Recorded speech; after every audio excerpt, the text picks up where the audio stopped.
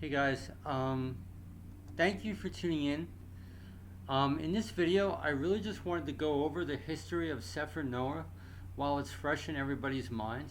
And I just wanted to share some highlights of the things that I see in the text and that I found. Things that are really, it's pretty profound and amazing, and we could tell that this text holds truth. Now, if we are, now many of us, now me personally, I'm questioning, I'm not really questioning the text, but I'm questioning the contents of the end of the book of, the mentioning of witchcraft and all this kind of stuff. And what I found in my experience in studying and with Yah is that if I don't have that, okay, I don't understand this, I'm just going to throw it away kind of mentality. If I just believe by faith and say, okay, well, I'll just put that on my shelf and learn more, he always honors that. Every time I just show up and just, so what I find in these texts, even though this text is an amazing text and gives us information that we don't have, it doesn't mean all the answers are in here. So pretty much the question about pharmakia and these medicines of remedies, we know this book, the Lost Book of Noah, this book of remedies, these books of medicines is real. It's in Enoch, it's in Jubilees, and we're going to talk about that. I mean, this stuff is real. God really handed this book to Adam, and it was passed down to Noah. And it seems, thanks to this text, our only remnant of the Lost Book of Noah that we could actually have is a book called the Book of Asaph, which is completely, it is kind of like what this text talks about. It's like witchcraft, Kabbalah kind of stuff. It got mixed up and lost and corrupted in the generations. And this book tells us that it really got lost eventually in the times of Solomon. So basically, the questions that we have, we really just have to put on the shelf of our minds and pray that Yah shows us the answers and gives the answers. And He's always faithful, and He always does in His due timing. Who knows? Maybe we'll find a text in the very near future that will give us the answers to the questions that we have that this text raises. But for now, I just want to focus on the validity of this text. Okay? So I want to try to do it clear and quick as possible. I don't want to take up everyone's time. So here we go, chapters 1 through 2. You can read it on your own. I'm sure most of you have. Really, if you want to compare it and study, compare Jubilees 10 verses 1 through 17. And you'll notice that, wherever this text came from, wherever it came from, it comes from Yah, okay? Because it's not just a copy of Jubilees 10, 1 through 17. It builds upon it, gives us more information, more revelation from what is already in the book of Jubilees, from what is already told to us in the book of Enoch. So we know wherever this text actually came from, it came from a stem of truth. So I'm just going to share with you Jubilees chapter 10 verses 1 through 17 in an audiobook. We're just going to listen to that in case people don't really feel like reading and all that kind of stuff. So let's just take a listen, and you can see how it completely, chapters 1 and 2, it completely builds upon and adds on, that we have a source of truth here. Okay? All right, cool. Chapter 10.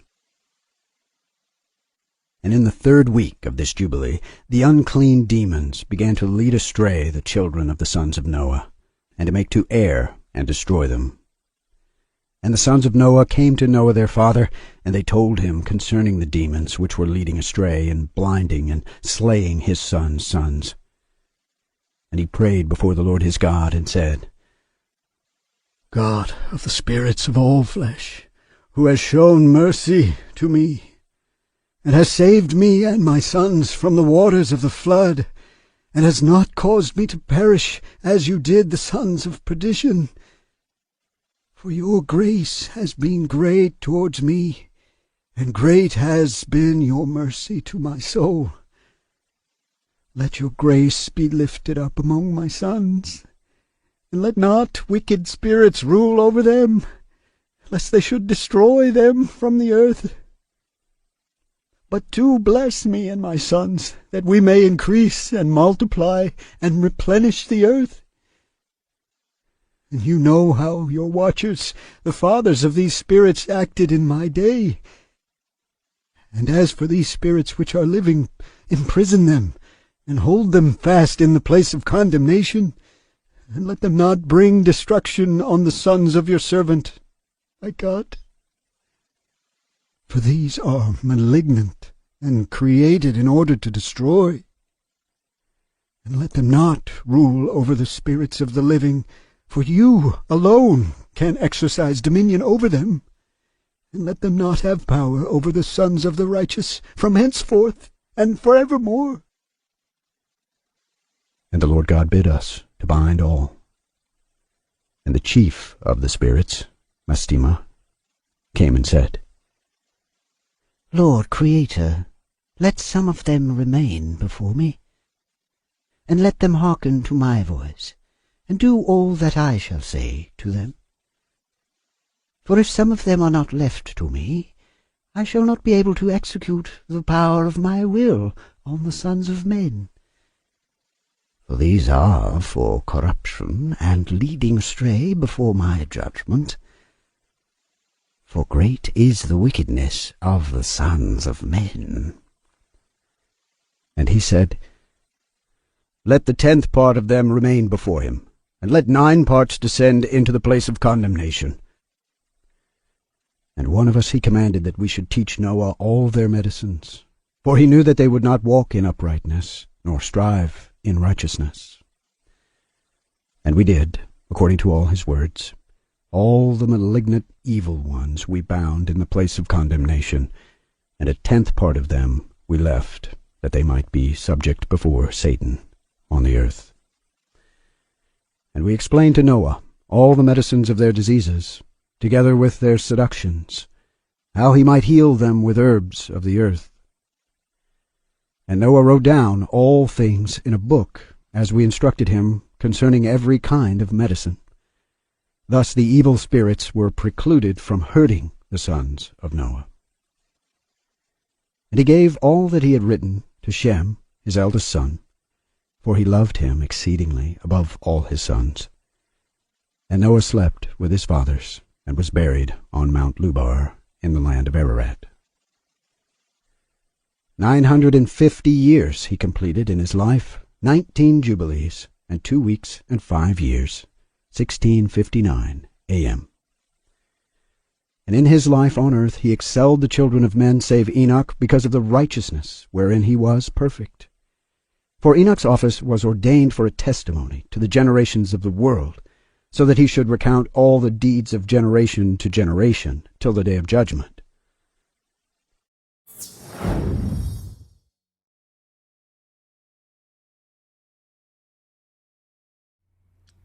Okay guys, so here we are. We're going to cover chapters 3 and 4 really quick, the things that I found. And chapter 3 and 4 start with the prayer of Adam.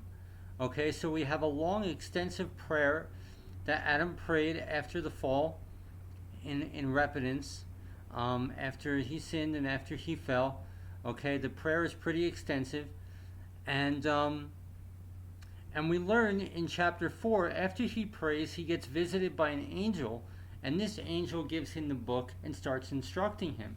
Now, this we actually discern in the Arminian Adamic Apocrypha, which is very consistent. And when we read that literature, we learn that in this text, what is a prayer is actually a fast. Adam fasted for 30, 40 days. The numbers are different in the text, but still it doesn't matter. We know that he did a big, repentant, wholehearted fast, and after his fast he was visited by an angel who gave him instruction and revelation. That's what we discern in the Arminian Apocrypha. So it's very interesting. Let's take a look after his prayer in chapter 4. And he engaged in treaty for 30 days, and the angel Raziel, the one enthroned, revealed to him information, revelation. So In the Arminian Apocrypha, it says he prayed for X amount of days. And in this text, he prayed a prayer for X amount of days. So this prayer is kind of like a symbolism of his fast. So we know this stuff is true. So that's very interesting, very amazing, that we could discern. Really cool. And if you start diving into the Armenian Apocrypha, you could read about this stuff. Angels instructed him how to build houses, how to build roofs. They instructed Adam and Eve and all that kind of stuff. I don't want to get on a tangent. Okay, the next thing that's really interesting. So according to the text, this is when the angel gives him the book of Noah. This book, this sacred book. And we get into this extensively, what the book is about, and we could learn all these things. But one of the very interesting things just found highlighted in the text is that you will gain knowledge of what is coming during each and every month, whether day or night, and everything will be revealed to you. And the text continues even to say that it will be revealed to him the hours of the days and the hours, all this kind of stuff. And this actually serves as a confirmation in the Testament of Adam. Another text that we have that we don't even know is verifiable. Josephus wrote about the Testament of Adam, but in Josephus's time, but we've considered it lost. But now we could start to verify the validity of the text we have as the Testament of Adam, because take a look. It starts right off. The first hour of the night is this. Do not injure or harm any human being. The second hour is this. The third hour is this. It absolutely confirms this stuff is real. We don't understand this stuff. It doesn't make sense to our day and age, but I'm sure life was very different in the times of Adam. But here we are. This absolutely confirms what this text is saying, that this book taught him the days and the hours, the hours of the days. So, yeah, I think wherever the Testament of Adam came from, we have validity here. Now, another interesting thing, a very easy study we could do. I haven't done it myself. I actually found 2 texts so far in the Armenian Apocrypha on hours and days. So what we can do, we know Adam definitely learned about the hours and the days and whatever that means. Here we have it in the Testament of Adam. But what we could do is look in these Armenian texts, look in these Armenian texts and actually see if we could discern any type of truth. Do they match up, or they just serve as a stepping stone to truth? I don't know. And we could actually start learning deep knowledge that clearly has been lost in our time about the hours and the days. We could start comparing these texts to the Testament of Adam. So thanks to the history of the Cepher Noah, we know this is real. Okay, we know this weird thing that we first read about in the Testament of Adam, is this Luciferian? No, this is real. He really learned this stuff in his time. And now we finally understand why. So we're getting these texts verified and all that kind of stuff. It's really amazing how we can just start piecing things together and eventually come to truth and just pray about it. And again, my advice is to not just negate and throw away the things we understand like our nature kind of wants to do. Hold it on the shelf of our mind, ask God for wisdom, and He will gladly give it to us. So, and you never know, maybe you'll randomly find another text and then bam, here's your answer. I mean, He surprises me all the time with this stuff. So yeah, we have truth here. Really amazing. So this is how the text is related to the Testament of Adam, and this would be a really quick, fun study to do that anybody could do. Start comparing the Testament of Adam, the hours and the days, to these Armenian apocryphal texts. Very quick. I haven't done it yet. And see if we could discern anything. So, yeah. So that's really cool. Okay. So continuing in chapter 5, here we get into about Enoch. And this, with the information in this text is absolutely amazing, because it gives us even more insight into the life of Enoch and even his rapture. More insight into what we read in Yasher chapter 3. I've shared that often on my channel. It's one of my favorite chapters, so it never hurts to share it again. But so this gives us more of a detailed account of Enoch's rapture. Now, after I read this, I actually received a revelation and I'm going to try to find it while I'm talking. One of the revelations I got is the rapture of Enoch. Of course, we know that runs parallel to the rapture of Elijah. Give me 1 second here. We can actually find it's important to learn about this stuff because it actually deals with messianic prophecy. And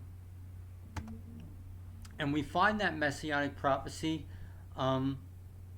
in the Wisdom of Solomon. Okay, so I'm trying in the Wisdom of Solomon, chapter 4. When we hear about messianic prophecy, he was speedily taken away. So we could read about that in the Wisdom of Solomon 4. Okay, and we could see the clear parallels to the Wisdom of Solomon 4 and the rapture of Enoch. Okay, because what's important, this text tells us that Enoch hid in a cave so the sons of men wouldn't see him. This runs parallel to what we read in Yasher, yet Yasher doesn't exactly give us that much detail. And now it's very interesting in the prophecies of the Wisdom of Solomon, it tells us that Yah speedily took him away from the sons of men. And so there is an absolute prophetic parallel. So learning about the rapture of Enoch in this information, we can learn about messianic prophecy. Everything always leads to Jesus, guys. This stuff is important. So that's really amazing and really cool. And it's always awesome learning about Enoch and all that kind of stuff. Now here's something that's very interesting. He required possession of the pure name. Okay, now I'm going back and forth. The sacred name movement. I see evidence in the text that yes, the sacred name does hold power. Yahuwah, or whatever we believe it to be in our time. But I also believe that to be the deity of Christ, the deity of Jesus, his name just being the power in Jesus, okay, is also just as relevant. We see that in the fragments of the Zaydatic work. So it's very interesting. There is power in his name nonetheless. This stuff, I believe, will be restored when Zephaniah 3 finally comes to pass. When Zephaniah 3:9 probably finally comes to pass. So it's very interesting reading about this stuff in Enoch, which absolutely confirms all the other texts that we read of in Enoch. So, and it's amazing how we could all tie it into the Wisdom of Solomon chapter 4, which is incredible. So, yes, so there is truth to the second witnesses, Elijah and Enoch kind of being one and the same. Okay, the writings of Abraham get into these, the extra biblical texts we found, the gospel and testimony of Mary Magdalene has an astounding prophecy on Elijah. All this stuff. I hope I'm not forgetting anything. There's amazing stuff that we could start putting together. So yeah, this stuff comes from God. This text is a true gem. And yeah, Enoch learned about the heavenly luminaries. All this stuff we're reading in this text confirms what we read in the book of Enoch. Yes, the book of Enoch was written by Enoch, but there is a section in the book of Enoch that is actually written by Noah as well. So amazing. The book of Jubilees, the book of Yasher confirms all this stuff as well.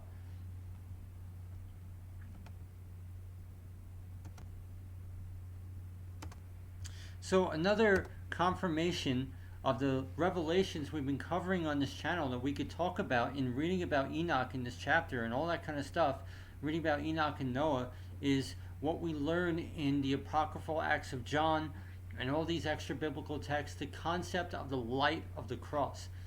Okay? Jesus prophesied in that extra biblical text, the mystery of the cross, an Apocryphal Act of John, as we call it. You can find it in the archive, that we're called to go, we don't have to, but we're called to go beyond the wood of the cross. And we take the wood of the cross and we go into the light of the cross. And that is really having dominion over our sin nature and turning into the image of God and walking in accordance above the ways of the flesh. Okay, we don't walk according to the ways of the flesh anymore, or see through the eyes of the flesh. We see through the eyes of revelation and kingdom prophecy, and we know male and female or sexual desires, all that kind of stuff is just temporal. We see people as souls and not necessarily male and female. It's a virtue that we're called to have, and that is what it is to walk in the light of the cross. And when we walk in that light, the revelation I've been given that I'm seeing in the text is eventually, this is why Enoch was raptured.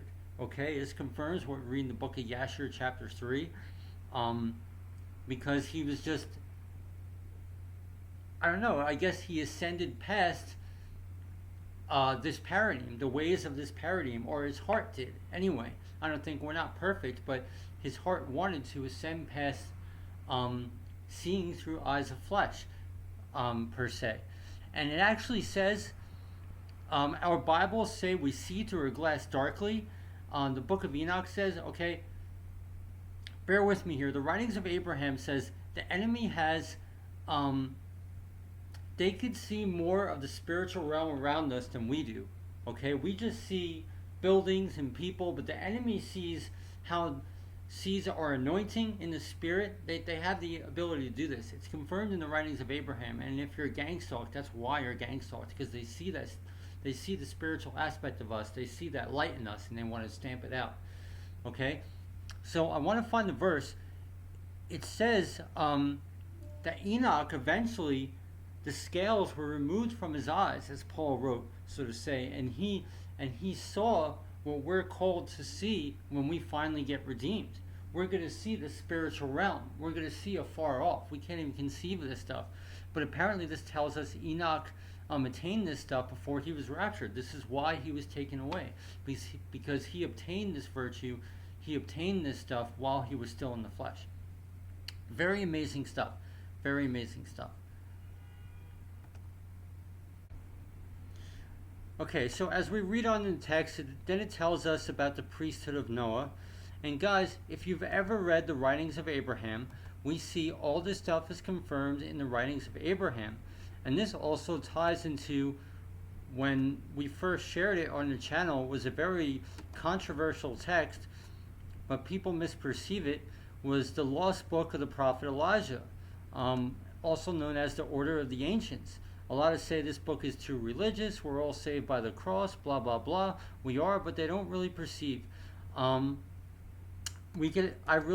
really have to read the writings of Abraham and see the parallels. And we also see more parallels in here about the church, about the holy called out assembly, about the church and the sanctity involved and all this kind of stuff. So we do get validity in the book of the prophet Elijah as well, through the writings of Abraham and through this text. It says something about, let's see, Shem. Let me see if I can find it really quick. I gave it to Shem. Okay, Shem had learned about. Okay, here we go. Okay, therefore his son Shem used the book and took possession of it after Noah, and after the practice of his sanctification. Okay, we could literally read about this process of sanctification in the book of the prophet Elijah, but we could read about what this account is mentioning in detail in the writings of Abraham. This event actually took place in the writings of Abraham, and so on. Abraham went through it as well. Noah went through it as well, and we read about the rules of that sanctification in this lost book of the prophet Elijah. This stuff is real, guys. It is real. It's part of being a part of the called out assembly, the church of the firstborn. So very amazing, very astounding. I want to highly recommend people diving into the writings of Abraham. We have a pretty decent audio book of it, and but it's worth to read. And you'll see the amazing parallels of this text that a lot of the church has rejected, but unfortunately it's just misperceived. It doesn't mean they're wrong, but the text says, look, if you feel like you're under too much of a burden of holiness, then go under the burden that you're comfortable with. Then don't be that holy. But But if you feel like you want to advance more and be more holy, then let that person advance and be more holy. The text talks about being more holy because there's nothing more to write about if you don't want to do anything more. So the text is focused on the more holier process. So people think it's all religious, orthodox, but no, man, it's part of the sanctification process to keep us from the sons of Belial and the wickedness of this world. It's all about keeping us set apart and undefiled from the wickedness of this world. And the revelation Yah gave me is it's not about it being too orthodox and too religious, because the grace is there in the text. It's really about a love for sin. And that's the separation. And that's just why we find the Gospels. If you love me, you'll do my commandments. So there's that. It's a hard issue. It's a personal issue between our own personal walk with the Lord. But this stuff is real. Shem went through the sanctification process that we read of in the lost book of the prophet Elijah, and we can read about it in greater detail in the writings of Abraham. This stuff is truth. Okay, just a few more things I want to talk about. Amazing verse in here. It talks about how Noah placed the book in a golden box and brought it initially into the ark. Okay? Interesting, because this is absolutely confirmed in the book of the Cave of Treasures. It gives us more insight. Now, we were told the body of Adam was brought into the ark, in the center of the ark. The males were on one side, the females were on the other side, and they weren't supposed to mate until the flood was over. Very important, okay? So, the book of the Cave of Treasures tells us, and the body of Adam was deposited in the middle of the ark, wherein all the mysteries of the church were deposited. Amazing. So we could tell that this book was considered one of the mysteries of the church, which is obvious. He placed the book in a golden box and brought it initially into the ark. The book of Cave of Treasures says, and the body of Adam was deposited in the middle of the ark, wherein all the mysteries of the church were deposited. Amazing, amazing. So this gives us more insight into what was in the ark next to the body of Adam, with all the gold, the myrrh, and the frankincense that was given to Jesus when he was born. That stuff was taken from the Cave of Treasures and brought on the ark, placed on the body of Adam, and it was given to Jesus when he was an infant. That's the revelation of the Magi. That's another story. But that's also confirmed in the Testament of Adam as well. This stuff is truth, guys. Amazing, amazing, amazing. So this is an astounding, obscure verse nobody would probably pay attention to unless they knew the Cave of Treasures. And here we go. So the last thing I want to show in the history of the Cepher of Noah, we notice how towards the end of the book it kind of repeats, right? It tells the whole story all over again about the extent of the book and all this kind of stuff, right? And this is how we know it is a Hebrew text, because the Hebrew culture in text, you'll find this very common in our Bibles. In our culture we say, oh, by the way, and then we say this, or and so on, we say this. Well, in the Hebrew culture, instead of just saying, oh, by the way, and to continue a leg of the story, they repeat the story over again and then continue on. This is why we have two creation accounts in the book of Genesis, not because there were two creations, because that is the Hebrew culture, to repeat itself and to go on and more expounding on the text. Okay, we see this in this text as well. In the last chapter, it repeats stuff that was already covered, but in more detail. So we know for sure this text was written in Hebrew. We see this all over the place, guys. It's all over our Bibles. It's something to look for. It's very common in the Hebrew culture, but that is why we see two creation accounts in the book of Genesis. Not because there were two creation accounts, because it is telling the same story twice, because that's what the Hebrew texts do. And we see that again in this text as well. So we know this text is Hebrew at its source. Amazing, guys.